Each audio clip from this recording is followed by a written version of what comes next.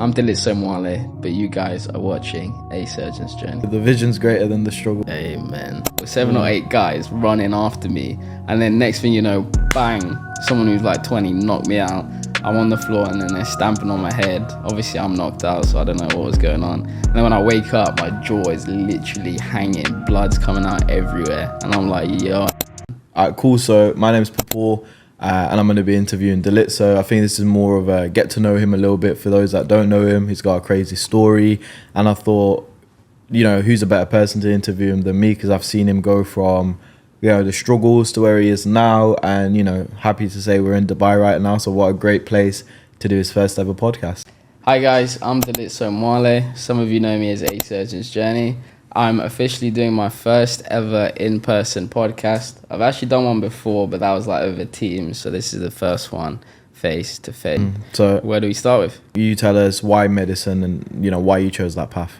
Okay, so why medicine? So I chose to do med because when I grew up, I was very ill, so I didn't leave the hospital until I was probably 5 years old. So I had like failure to thrive, malaria, kwashiorkor, pretty much anything that you can get in Africa, I had it. So I was in hospital, in and out of hospital. Actually, not even out of hospital, I basically lived there. And then the one time that I left the hospital, I was basically dying. So my mom put me in a bathtub, and then she was like, if you save this kid's life, he'll go on to save many lives, and he'll also be an evangelist. And then, so that's one reason why I chose medicine, because I was ill as a kid. And then even when I came to the UK, I spent like all of my primary school in hospital. I was in an ambulance with like fatal asthma, life-threatening asthma so many times. And all of my year 5 was literally spent in hospital with asthma and this like stomach problem that they didn't know what it was. So I was literally in hospital throughout my whole year 5. And then the one day that they let me go again, back to school, I was literally in pain. They called the ambulance and my mom couldn't pick me up, so they made a little hammock for me in the year 6 like office, and then I slept there until they could take me to hospital. So that's number 2, the reason why medicine. And then what's another reason? Yeah, so I just want to give back, really. Why do you want to give back?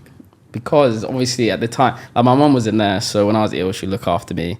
And so I thought that was very cool. So I saw her like a superhero. So I was like, okay, she's very intelligent. Like whenever something's wrong with me, she'll figure it out and then fix me up. And then another reason as well, I've actually remembered, when I was in, what year was I in? Probably like year 9. I was walking this girl home from a fun... All right. I was walking a girl home from a fun fair. And then I got jumped by, I don't know why, but like kids who are way older than me, like 18 to 20. They like, oh, is that Dalit? Turned around. Next thing you know, I got like 15 man. Actually, let me not exaggerate. It was like 7 or 8. But it's still 7 or 8 guys running after me. And then next thing you know, bang, someone who's like 20 knocked me out. I'm on the floor and then they're stamping on my head. Obviously, I'm knocked out, so I don't know what was going on. And then when I wake up, my jaw is literally hanging. Blood's coming out everywhere. And I'm like, yo, and the girl's looking at me like in shock. And then I try and speak, blood just comes out. And then, what's it called? And then it's just this massive creaking noise. And then, so I drop her home and then I go call my older brother. And then we go to we go to hospital. They do an x-ray and my jaw is just completely finished. So you got beat up, stamped on the face by a bunch of guys. Yeah. And you still was a gentleman and took the girl home. Yeah. What a gentleman. Yeah, to be fair. Yeah. I mean, fight or flight. I didn't really feel it, but when I got to the hospital and everything settled down, yeah, boy, did I feel that. I can't lie. And then they had to do a whole jaw reconstruction, so I got loads of metal plates in my face right now. So you're basically half human, half Iron Man. Exactly. So yeah, that's why medicine, because of my mom. Number 1 was the inspiration. And I've been in hospital so many times. And I've been in surgery so many times. So I was like, okay, this is just my life path, to be honest. And the mad thing is as well, I remember vividly when I was in hospital in year 5, because I was there the whole year, they literally used to have teachers for me. I'd literally get school in the hospital. And there was med students that always used to come and check on me. They're like, are you all right? And I used to think that they were like God. I was like, look at these, man. They know everything. And now I'm one of those people checking up on the kids. It's crazy how life works. But yeah, question I had for you. I mean, everyone knows him as A Surgeon's Journey. He goes by the name of A Surgeon's Journey. So let's start off with your journey into medical school. and then we can dive deeper into the surgical side of things. But yeah, tell us your journey. Was it rough? Was it an easy way into med school? Tell us a little bit about it. Yeah, the journey was kind of crazy. I didn't have a conventional route into medicine. I only fully decided I wanted to do med in my gap year. So I went and volunteered in Thailand and Indonesia. How was that? Because Thailand's a crazy place. Where were you? Yeah, I'll tell you now. Thailand's very different when you're 18 to when we went. Yeah, it's completely different. When I was 18, I was just innocent in it. Did you go Bangkok, Bangalore, Phuket? When I was 18, I did northern Thailand and beaches. So it was like with the Koh Tao? Probably. I did like all of it. Yeah, I did all of it, and it was very good, to be fair, but I was just very innocent at 18. Obviously, I've been to Thailand since, and it's very different to how I saw it when I was 18, I'll tell you that. Lovely city, though. Lovely country. But yeah, anyway, so that's when I was volunteering in Thailand, Indonesia, I was in the hospital, and I was like, yeah, I definitely want to do medicine. And the good thing is one of my friends, he's a doctor now. We did work experience together, and he actually forced me to do work experience with him. He was like, look, Dilit, so you're smart. Like, I want you to do medicine. Just come with me and do this work experience. You'll enjoy it. I did it. I enjoyed it. And then I did more work experience in my gap year, and I was like, yeah, I definitely want to do medicine. So I went to apply. And at the time, everyone was like, you need chemistry A-level. And obviously I did maths, physics, biology, philosophy. So the only place that was going to take me was University of Bradford. And I went on to their foundation program. So where are you originally from? Zambia, but I live in Bath. Bath, okay. Yeah. Well, from Bath to Bradford. Yeah. Completely different side of beast. Yeah. Trek and a half. The drive there to first time I went there, it took like 5 hours to get there. What do you think of Bradford? Bradford's lit. Full of Asians, isn't it? Yeah, but I love Asians. Actually, the really cool thing about I did not even know what halal was until I got to Bradford. So you basically became a certified Muslim once you came to Dubai. Yeah, I know all the word. Dubai. Bradford, yeah. Yeah, I know all the word. Mashallah. Shout out to Shafi Khan. He's taught me a lot. Yeah. So I didn't know anything. I didn't know what halal was until I got to Bradford. I learned about the religion. Inshallah. Exactly. I didn't really understand. Have you took your shahada yet? Nah. He's working on it though. He's working on it. But and the other thing is, I was the only black person in my year at school. So there's Bradford? no, not in Bradford. In Bath. Well, I say Bath, but Trowbridge. Shout out to Trowbridge if anyone knows where Trowbridge is. But big up the city full of hills. I've dropped this guy there a few times. Yeah. Narrow ass roads. Or what the hell? Yeah. There was no. The diversity wasn't really great, so that's why I didn't really know what Islam was. I didn't know what any of that was. I only learned it when I came to Bradford. And Bradford's a big shock because it's very multicultural, isn't it? Because you go from Bath, which is not as multicultural, to Bradford. So tell us a bit about Bradford University. Is that where you went? University of Bradford? University of Bradford. I mean, I learned so much from Bradford, I'm not going to lie. Like, more so, obviously, you'll learn whichever uni you go to, but I learned more about life from Bradford, which I really appreciate. Like, I saw so much of the world. Because if I just stayed with the mentality where I'm from, I would be very... there's no doubt. Like, even my hair, I didn't know how to do this to my hair until I met someone called Hafiz. I didn't know how to do any... I used to, straighten my hair, bro. Can you imagine? Little Elvis Presley stuff like that, because I was just trying to fit in from Trowbridge, but... Then when I actually met other black people, I was like, oh yeah. So you're telling me you'd never met a black person before in your life until you moved to Bradford? No, I had, but the closest person to me was I was the only black person in my head, not just black guy, black person in my whole entire year. If you look at the school photos, it's just little dots of black people like me, my older brother, another guy called Dexter, and a few others. That was it. Probably I could fit them on one hand. And I know all of them. So yeah, that was it. There was no diversity. So it's either you're bold, or you try and do the hairstyle of your friends who are all white. So yeah. And you tried to do the white people. Yeah, exactly. Because I didn't want to be bold. Did it work out? I mean, people thought it was lit, but now when I look at it, it's just very cringy. Yeah. But. Yeah. Cool. So yeah, tell us. So you're at Bradford. I'm guessing, they have a medical school there. How was that? Yeah, it wasn't a medical school. It was just a foundation program to get into Leeds. So it's quite savage, actually. So the unconventional route. I'll keep it snappy. It's basically, so there was 250 people competing for 20 spaces at Leeds. You had to be in the top 20%. And even if you made it to the top 20%, you had to do interviews, you had to do BMAT, you had to do so many entrance things in order to get there. And unfortunately, the first year, my mom, the foundation year, my mom passed away. So I was like pretty much finished. Like I still managed to, I passed everything, even the chemistry, and I didn't even do chemistry A level. And I did like better than quite a lot of people who did do chemistry A level. But obviously, mom passing during that year, I missed entry into Leeds by 3%. It was deep in my entire life. And then, so that was the foundation year. I passed everything, but I missed entry into Leeds. So then I was like, do you know what? After my mum passed, and I was like, she was such a lovely person, did everything correct, and she died like it was nothing. So I was like, let me just enjoy my life. So I just literally Googled littest unis in the UK. No word of a lie. And then I saw Leicester, called them up, enrolled, and I was like, yeah, I'm going to Leicester. And then thankfully, God is on my side. So then when I was in summer, he basically gave me a sign, like one day I will find this guy, but I was at a festival and this random guy I'd never met called Joe basically comes up to me and he goes, look, brother, you need to, like, all this partying stuff is not for you. You need to go back to uni and you need to focus on doing exactly what you're doing because I see big things in your future.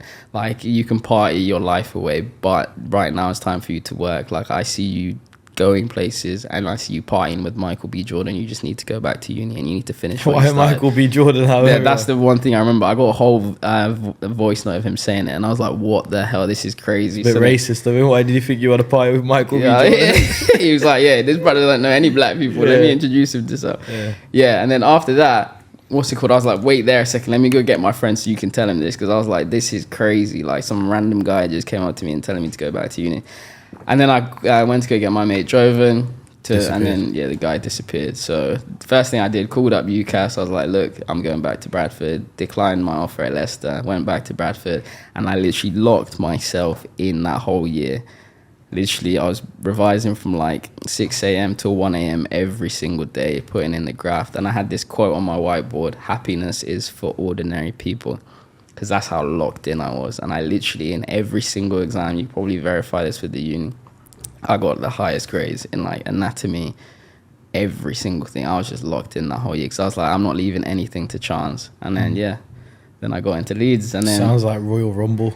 What do you mean? Bradford sounds like a Royal Rumble. Yeah, it was savage. There was people 20 people out of 250. Yeah, and people will be telling you like the wrong dates, the things they do, because obviously they're competing for the same spot. Kick people out. Exactly. Yeah, sounds cool. Yeah, I mean, sounds like only a tournament the strongest. Yeah. Royal Rumble. It teaches you a lot about people, to be honest. Yeah, all the experiences, good or bad, are very, very useful. So one thing I was going to ask you, obviously your mom passed away.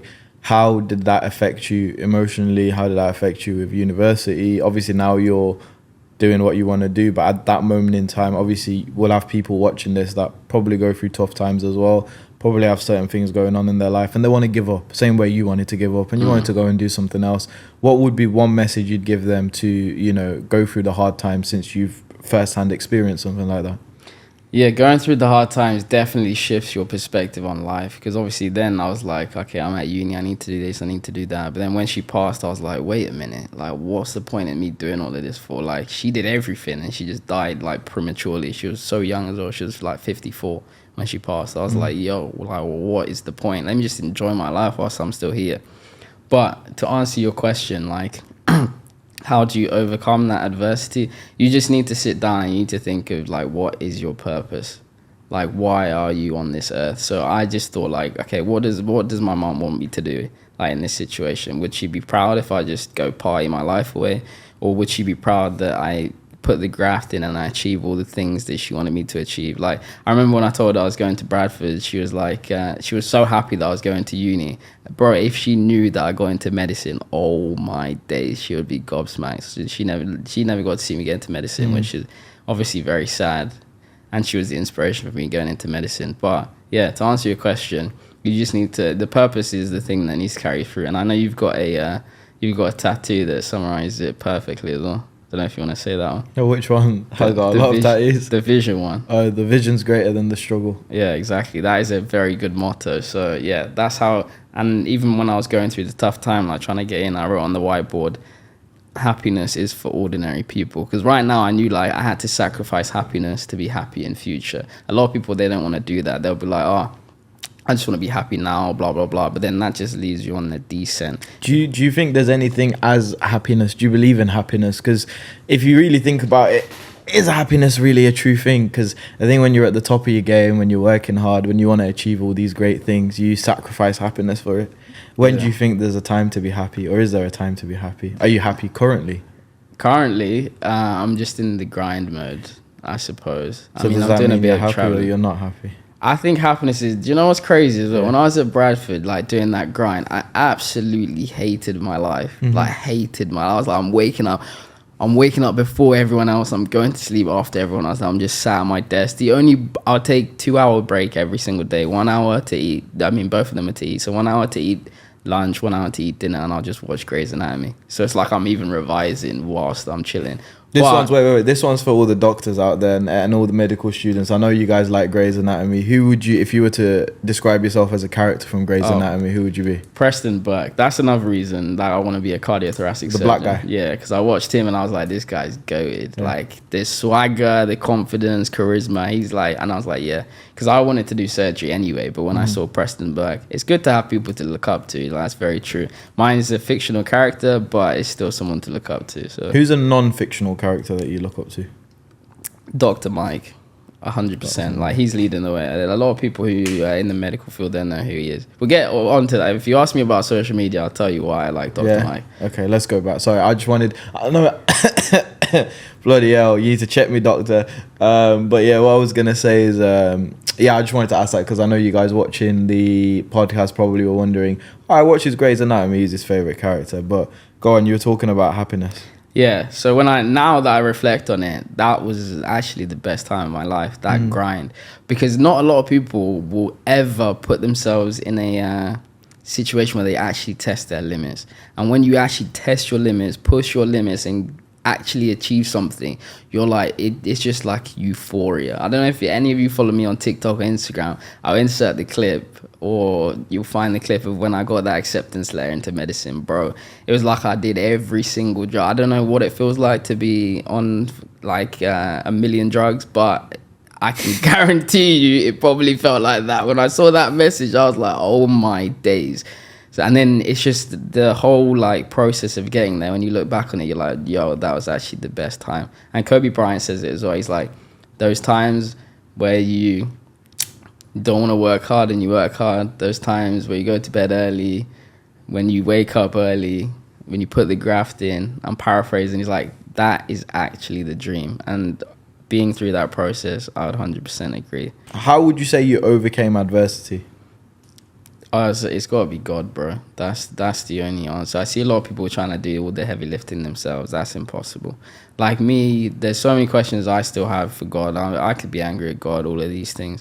But you can't overcome the adversity yourself. I mean, you will definitely struggle. Like, you just have to do what you can. So there's a famous saying, it's like, you pray like it's 100% up to God, and you graft like it's 100% up to you. That's the only way you can overcome adversity. You put it to God, you're like, God, like, you just gotta be straight with him. But like, look, on a genuine one, like, I'm actually finished here. Like, this is going on. I can't handle this. I can't handle that. But I know you'll see me through. I'm just gonna do my absolute best, and then I'll leave the rest up to you. And then if you do that, that's the only way to overcome adversity. And I think that, actually, I don't even think that makes it impossible for you to fail. You graft 100% and you pray 100%. Impossible for you to fail after that. So that's the only way to overcome adversity. If anyone's struggling with that, you can hit me up. I've got a whole playlist where I just sat down and I recorded how to help people through adversity, so I can just send you that. So uni achievements, let's talk about those. Tell us what your university achievements are. Okay, yeah. I'll say another story which will make it a little bit which put some more impact on the uni achievements. So you spoke about my mum. Yeah. And then so when I got into, so two inspirations of my life, mum and my brother as well. So when I got into med, obviously gassed. So thankfully my older brother was there. He was like, yo, you smashed it. You're doing amazing. Lit. So now my first year in medicine, he unfortunately committed suicide. And then I was like, yeah, so that was another life altering moment, because obviously he was so young. He was 24. I'm older than him now. So yeah, he was 24 and then he passed away. And then after, bro, I missed so much uni that was deep in my life, and again questioning God, again all of these things, and then to address the uni achievements, like at this stage, because obviously unfortunately I'd already gone through loss before, I was like, okay, the only thing that I can do now is just work hard and make them proud, because obviously I was mourning differently, because it's like my brother, I grew up with him, I came to the UK with him. And obviously it was a young age. Yeah, like sometimes my parents haven't been there, sometimes it's just been me and him throughout our whole life, just me and him. I remember when I was ill as a kid, like I told you, I didn't leave the hospital. There was one of the times I was at home still bare sick, very sick, let me use proper English. He took me out with his friends, because I had no friends, I was just ill in hospital. He took me out with his friends, and we used to play like tag, and in order to figure out who was it, you'd do keep your uppies, and all his boys, like they were 3 years older than me, so they would do like 50 keep your uppies. He would do like all of them could do like 50 keep your uppies, and then me being like a little sickly ute, I did like 4 keep your uppies, and that was like the absolute max I could do. And then it was his turn, and then he did 3, and then he was like, it's all right. So basically he was it instead of me. So then obviously if I was it trying to chase everyone, I'll be finished, I couldn't catch up. So he was like, oh, I'll do it. And I remember that moment so vividly, and I was I don't know how, like 4 years old. Anyway, so yeah, I grew up with that guy my whole entire life, and then he dies as soon as I make like one of my greatest achievements, getting into med school.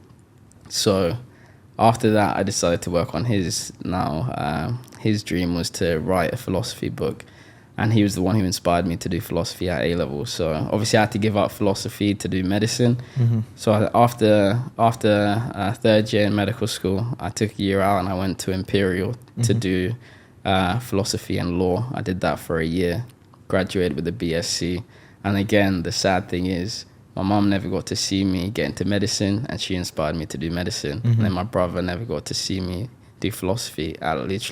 At the time of recording this, it's the Imperial ranks #1 in the UK and #2 in the world. He never got to see me do that either. And I know he would have been mind blown, because everything I learned about philosophy, I learned from him.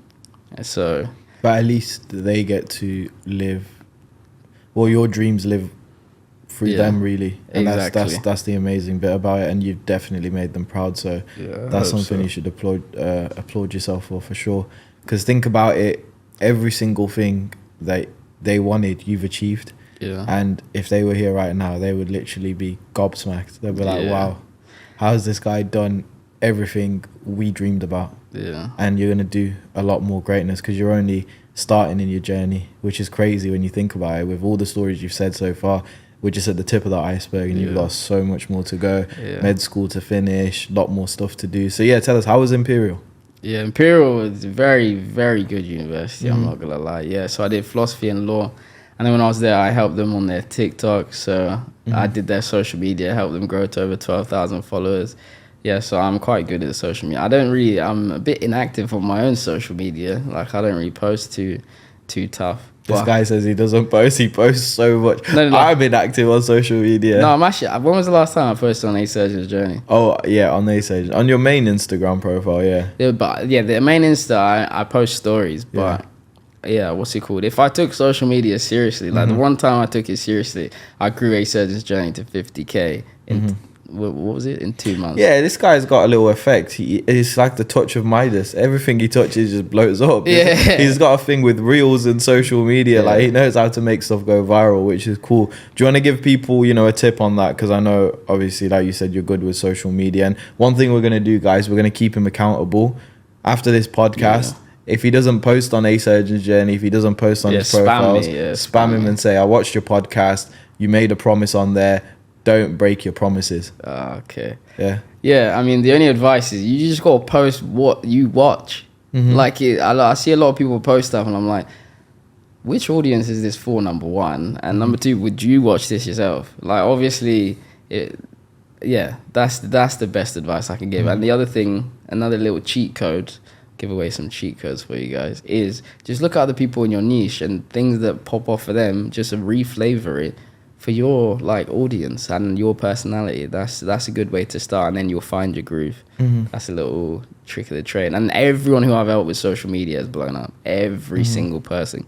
And there was one person I met at 300 followers, told them exactly what to post. In 2 months, they're on 30K. Really, even my own friends, like, should I say his name or will he be vexed? Say the name. He's probably not trying to, who I'm on about. I actually don't know who you are about. You do. Say his name. Yeah? Yeah. Nah. Shout out to Vanel Mason. Yeah, shout out Vanel. Yeah. He put you in that one still. Yeah. Another fellow doctor. Medical student. Yeah.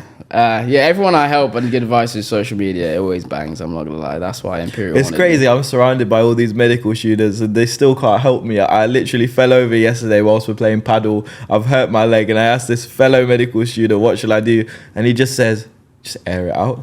Yeah, bro, it's not that deep, fam. You're a big guy like you, yeah. Bleeding. Relax, yeah. Just air it out. Be calm. Yeah, be calm.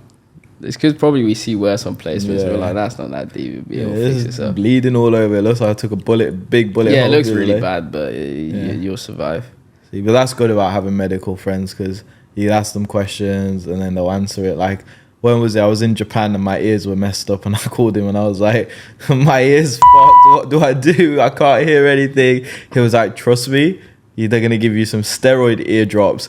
And they're going to give you some other stuff. Yeah, antibiotics. And all that shebang. And I go to a Japanese hospital, wait there for 4 hours in pain, dying, sleeping in the kids section with my ears absolutely screwed. Don't understand a word of English. And they sit me down, and lo and behold, they give me a steroid spray, eardrop, whatever. And exactly what this guy said. So that was pretty cool to see. And it's nice to see you grow and evolve. But yeah. Let's see what else I had planned to ask you.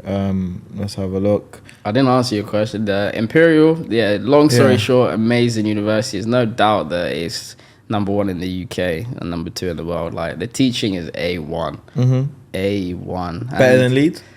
I don't know if I'm allowed to say that. I mean, everyone's subjective to their opinion, aren't they? Are you not allowed to? I ain't trying to risk my life here, G. Okay, so but I will say the structure of it, like, this is an amazing university. I'm not gonna lie. It's just the only difference I would say for Imperial is everything was just in in just one place. Obviously, Leeds has everything. The teaching is very comprehensive, but Imperial is like, I'll click on one thing and everything will be structured. Like, do this pre-reading. This is what will be taught in the lesson, and then after, this is the extracurricular work that you can do. Yeah, so it's just both universities, some are better in other aspects, some are better in other aspects. That's all I can say, to be honest. Of course. But Leeds has obviously got my heart, because I spent my whole med school journey there. All my friends are there. And, the people, the city. Big up LSU. Yeah. LSU? Oh, yeah. Leeds Student Union. But the one thing I will say actually as well about Imperial, like, when I'm in Leeds, obviously I'm just a normal Leeds guy. But when I was in Imperial, I was, people recognized me from TikTok. It felt quite weird. It's not weird. It felt quite lit. I'm not gonna lie. So you're the TikTok influencer of Imperial. Yeah, and because I was on their TikTok as well. Yeah, so it was quite cool. I felt like Kanye West for a little bit, but hopefully one day I'll get there, like, on a legit one everywhere. 100%. You'll be like Dr. Mike that you were talking about. Exactly. Uni achievements we talked about. Oh no, we didn't finish. Yeah, so on top of the... Actually, I'll just... He's got accolades on accolades for us, guys. Tell us about them. No, I was just going to say it's mad, because one thing that you said is... what was it? Like, I'm living all of their... Dreams. All of their dreams, basically. Yeah. And I remember I got interviewed by Channel 4, and the guy was saying, you've got your hand in so many pots, you do so many things, like... is it not enough for you to just be a surgeon? And I said, that is like my absolute dream, but no, it's not enough, because I'm living for my older brother, I'm living for my mom, and also just to see how far I can push myself, because I get one spin on this earth and I just want to just maximize everything. Like, another person I really look up to is KSI, because he's just maxed everything. He killed YouTube, killing music, he's killing boxing, now he's got Prime. Like, anything that he just desires, he goes for 100%, and he's killing it. Why do I just have to be one person? And I remember someone sent me a really nice DM. They were like, it's really cool that you're still able to do medicine and have like a lit personality and do all of these things, because I've never seen anyone like that. And I wish people, like, a lot of people don't appreciate that. Like, I actually get like hate. Hate for doing that. Like, even from people who do you know what they say? Your biggest haters are the people closest to you. They don't want to see you succeed. No, but like even people who are like in positions of authority, like they get mad at me. They're like, you should be a medical student. That's a whole story for another day. We live in a society and systems and all this stuff. They don't want to see you succeed. That's the thing. They want you to go down one life path.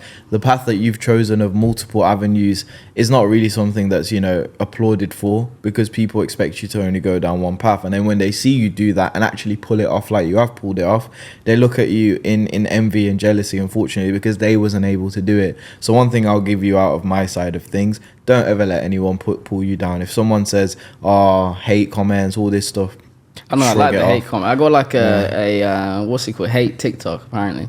I find that funny. I like the hate comments online and things like that, but it's like the people who I don't expect it from. Yeah.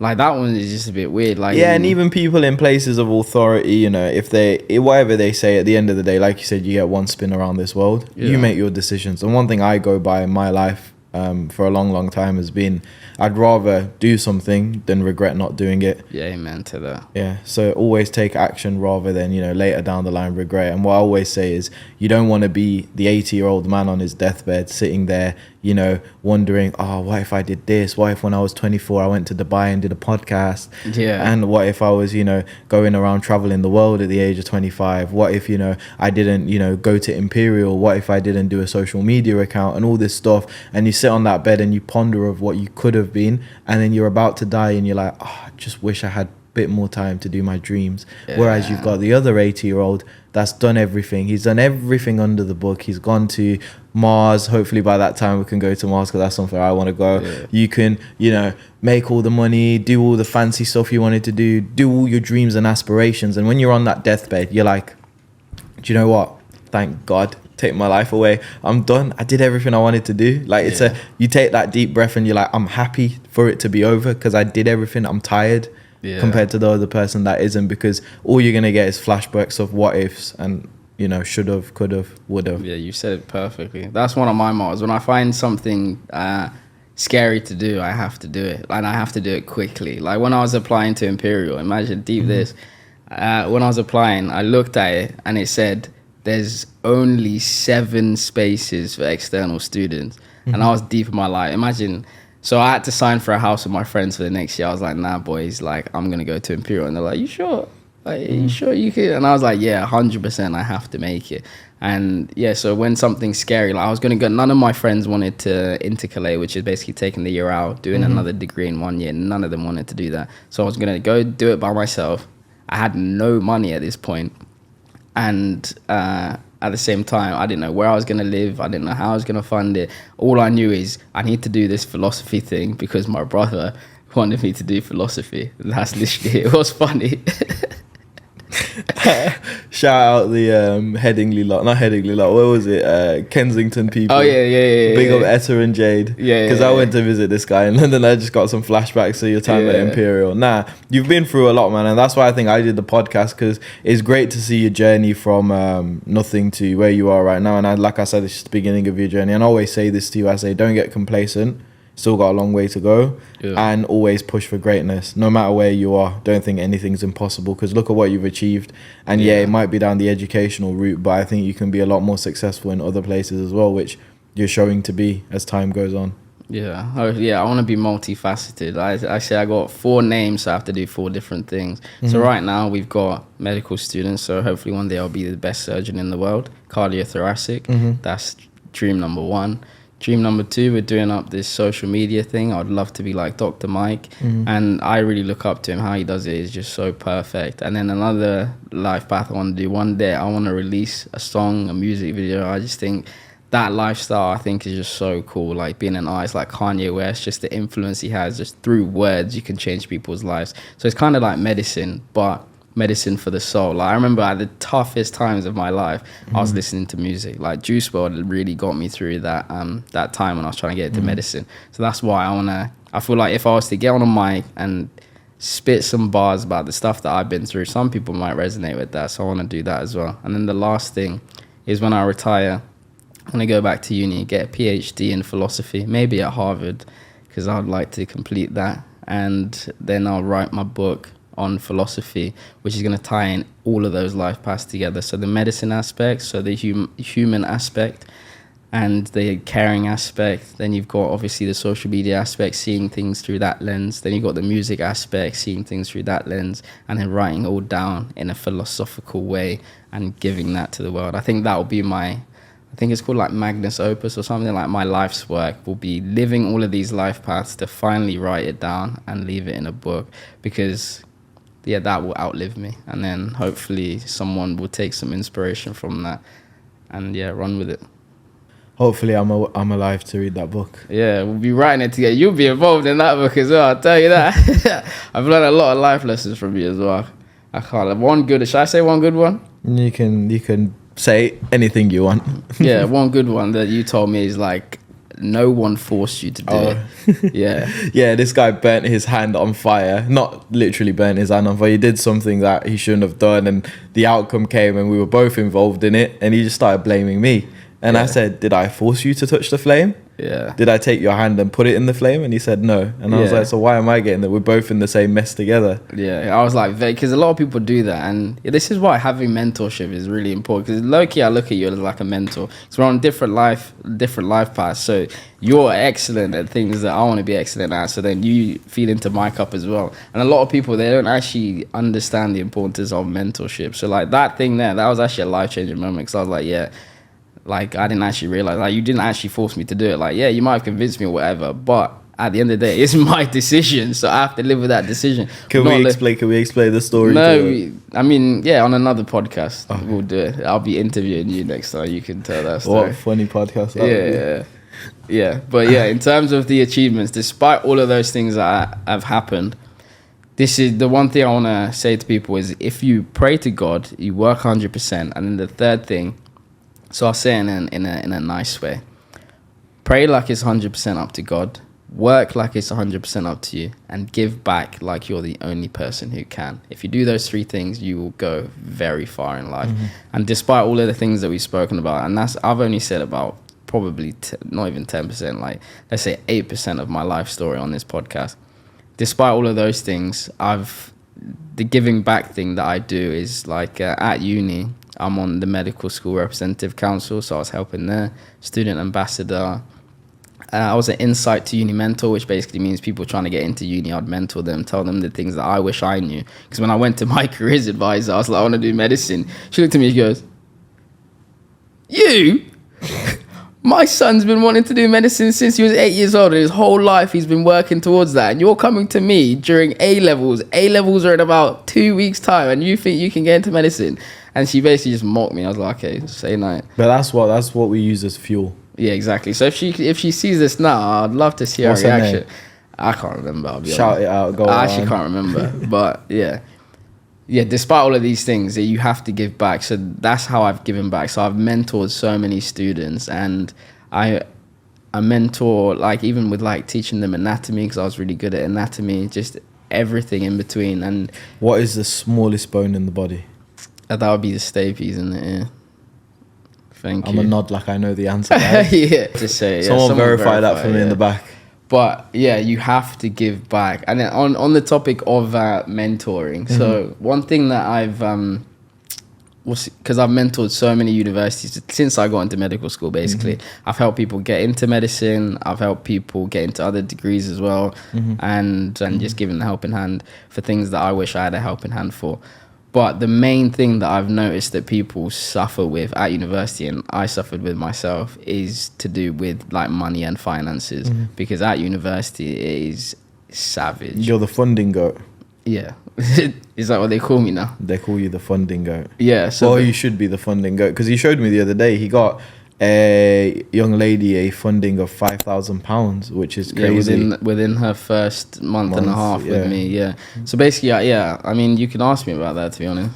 Well, we're talking about it. Talk about funding. Okay, so I help students. So I started off helping students with just university stuff, like advice for exams, for getting into uni, things like that.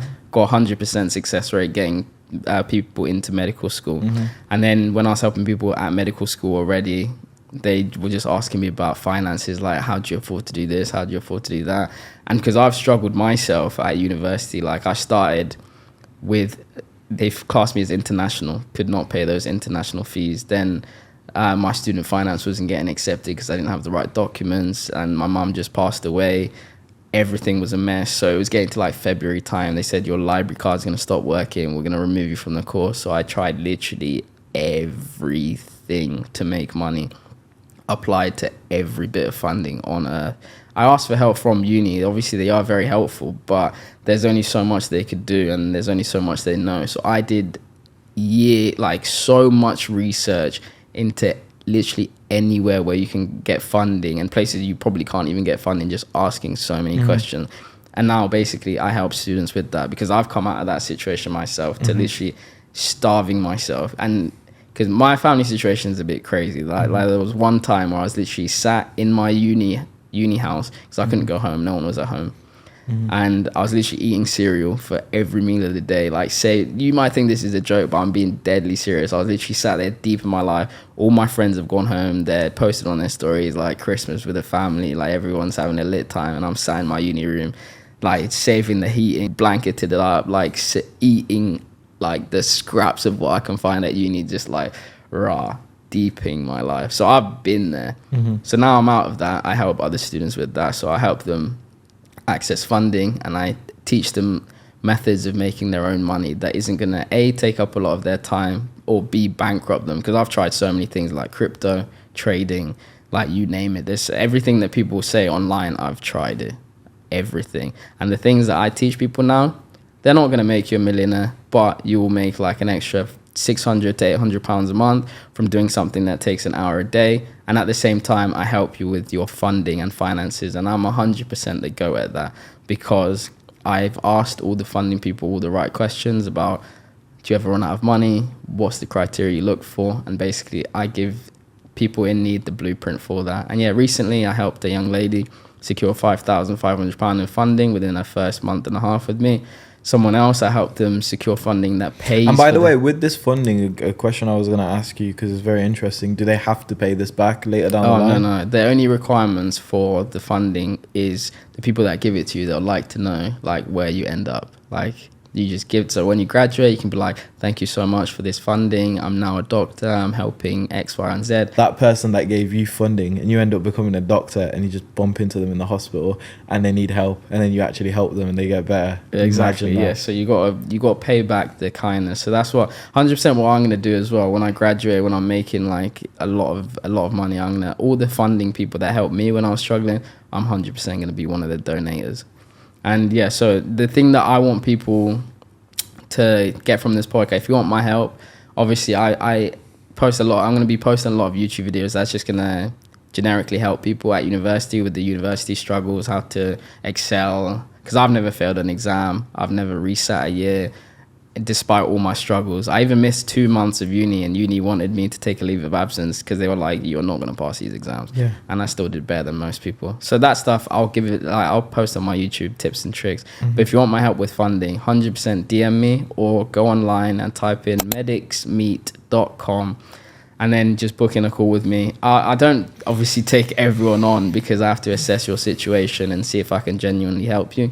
But if I can genuinely help you, yeah, I'm 100% the go, and I will 100% help you have a more comfortable university experience, because this is what I wish someone did for me. Instead of me paying, I paid £2,000 for one of these courses, lost all my money, and all the other things. I don't want people to do that. So just reach out to me and I'll help you get out of that tough situation. So just one question I had before we wrap this up is, how much on average can you get people in funding? So let's say someone's a medical student right now watching, they're struggling, they're not making any money. They were same position as you. We're getting into Christmas now, eating cereal with a blanket, struggling. I know the struggle as well, bro.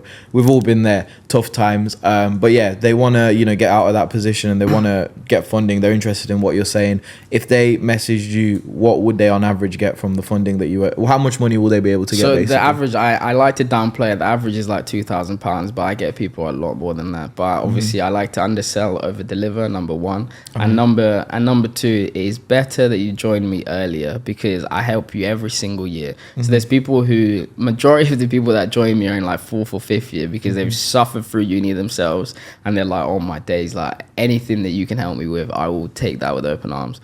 And I help them. They're like, oh my days, like this is a godsend. I actually can't believe that I didn't have access to this information. University didn't tell me about this information. So the earlier you join me, the better, because not only will I help you in the first year you join me, I help you in every other year of university. So if you join me in first year, I'll help you get funding in first year, then second year, third year, fourth year, and fifth year. And the amazing thing is, I'm like connected with people like you, with people like Faith, and you guys make a significant amount of money. You know you network like crazy. So I learn a lot from you, and everything that I learn and any ways of making money, I'll put that on the course, and I'll teach people. So it whoa, he's giving away my gems for free. You can't be doing that. I'm joking. Give him away. Give it to the people. Yeah. So the only thing I do is, so I'm connected with amazing people like yourself. Mm-hmm. I learn so many things from you, and then I will teach people at university how to basically survive, thrive, and make it to graduation without literally losing arms, legs, limbs, and their mental health. Yeah, perfect, amazing. And we've got the camera guy behind telling us we've got 5 minutes left. So should we wrap this up? Yeah. What's a good way to wrap it up? Good way to wrap it up is to drop a word of wisdom, because I remember we used to do it in Thailand together. So yeah. I used to vlog every day with this guy just for memories, and I used to put the camera in his face randomly throughout the day, whether we're going to Muay Thai training, whether we're on the back of a grab bike, just in the most randomest location. I'll just drop it on him and I'll be like, word of wisdom, 2 seconds, go. So word of wisdom, 2 seconds, go. Okay, what is the word of wisdom for me? What's the... Or quote of wisdom, it could be anything. Anything is 100% possible. The only limitation you have is your own mind. If you can see it in your mind and you believe that you can do it, you will do it. And let me even elaborate on that. All your dreams, you know, when people are like, oh, I have this dream of doing X, Y, and Z, that dream has already happened. Like, God gave you that dream for a reason. So he's entrusted you with that dream, and he's given you all the skills to achieve it. If you don't work hard, you're doing a disservice not only to yourself, but a disservice to God. He trusted you with that dream. He gave you the skills to achieve that dream. So you need to take action, and you need to go ahead and do that. So that is my word of wisdom. And that's what I posted this recently on my Dalit Somali Instagram. It's a quote by Goggins. Imagine you die, you get to heaven, and your name, so for example, Papua, Dalit Somali, or A Surgeon's Journey. And then he's listing out these things. So imagine he lists his, we'll use you as an example. So it says Papua, and let's say first person to go to interstellar space, because I know that's one of your dreams. And whoa, we're giving out my dreams to the people. Yeah. And he says, for example, helps millions of people with credit. He's a motivational speaker, all of these stuff, and like gym, go, all of these things, and you never achieved any of them. How are you going to feel when you get to heaven? You're going to feel like, bruh, like, yeah, that's my name, but I did not achieve any of these stuff. And God looks at you and he said, that is what I put you on earth to do. Why did you not go do it? So all of your dreams, if you put in the work, you will 100% achieve it. I have no doubt you go to space, because you're a very driven guy.